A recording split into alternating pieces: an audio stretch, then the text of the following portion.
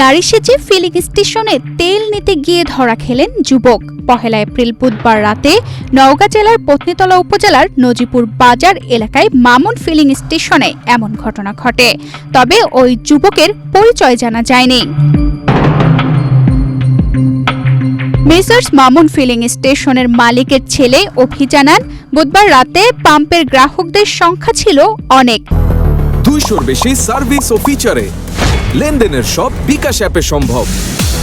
ফলে দীর্ঘ সময় লাইনে দাঁড়িয়ে তেল নিতে হয়েছে যানবাহন মালিকদের। এমন পরিস্থিতিতে তেল বিক্রি এবং পরিস্থিতি সামাল দিতে হিমশিম খেতে হয় তাদের।